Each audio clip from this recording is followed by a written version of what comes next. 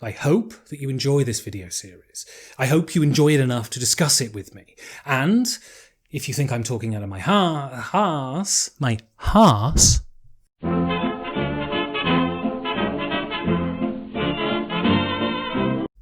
never let it be said that I'm not cripplingly, morale-sappingly, ball-shrinkingly average.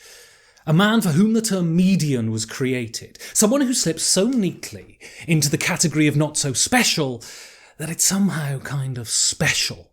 In every imaginable, measurable variable, and that's a lot of bull, I come out as average.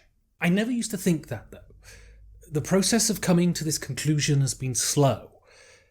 Slower than most, in fact. You're told the story that you're unique, you're special, and you can be whatever you want to be, and then slowly, like a paving slab, being lowered onto a fly, the dark realization that you're probably not marked out for anything special descends, and you have to come to terms with the realization that you're normal, indistinct, average.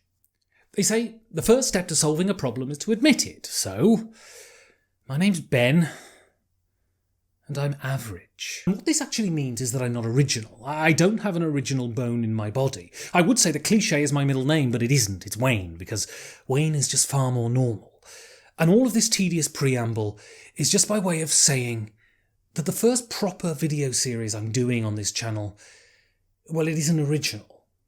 In fact, I'm nicking an idea that's been done a million times before.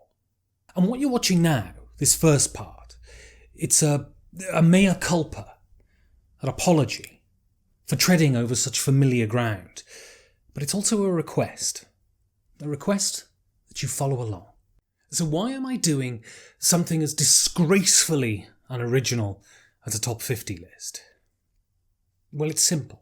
Because in spite of all the accusations of unoriginality, in spite of the thousands of videos that can be found on exactly the same topic, in spite of the fact that I have absolutely nothing interesting to say, I love them. All of them. I love countdowns, and in spite of all the protestations to the contrary, top whatever lists are brilliant. I wouldn't be here if it wasn't for countdowns. A little bit of history so you know who to blame. Before I'd even cracked the Shrinker app on a hobby board game, I'd watched oodles of board game countdown lists. Before I could even tell you what worker placement was, I could tell you what worker placement was, and that was because of countdown lists. I watched hours of the Dice Tower's ever more tenuous and absurd countdowns, and I was rapt for every second. And the reason why is because the genre works. And that's what countdown lists are. They're a genre, they're a sandbox, they're a space to play around in. There can be some examples that play the genre completely straight, that take no liberties and use no imagination. Then there can be some examples like the Cinefix lists that are the exemplars of the genre, that use the genre to focus and refine and discuss. When done well, a countdown list can crack open a subject and create a space to pick a subject apart by using a qualitative framework that we all instinctively understand. You can ask what makes the art by asking one simple question.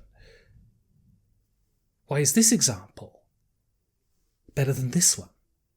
Sure, you could say that making a top 50 list is unoriginal, but that's to miss the point. You could say that thrillers and horror films are unoriginal, but you'd be wrong. Because it's what's done with the genre, not the genre itself, that should be judged. The genres work. They've been tested again and again. Their foundations have been smacked with sledgehammers and they're still standing. And just because The Lost City of Z is crap doesn't mean that adventure films are pointless. As I speak to you, the list has yet to be compiled. I've no idea how it'll be comprised. I have a pretty good idea what number one will be, but apart from that, the rest is up for grabs. I want this list to paint a picture of me as a gamer. I want to learn what my preferences say about me, or if they'll say anything at all. Can you judge a person simply by what they like? I'm not sure, but it'll be fun finding out. So thanks for sticking with me as I puke my thoughts into this lens. I hope you enjoy this video series, and I hope that you enjoy it enough to discuss it with me. And I hope that if you think I'm talking out of my arse, you'll feel perfectly free to tell me. So strap in, turn your sense of outrage up really high, and join me for my incredibly ill-conceived top 50 list. Oh, and thanks for watching. And if you want to listen to the hours of podcasts I've done with Board Games Best and Brightest, you can go up here. I've also got a Patreon. I'm not mentioning that for any particular reason. And if you don't subscribe, I'm probably going to kick a pigeon. Just saying.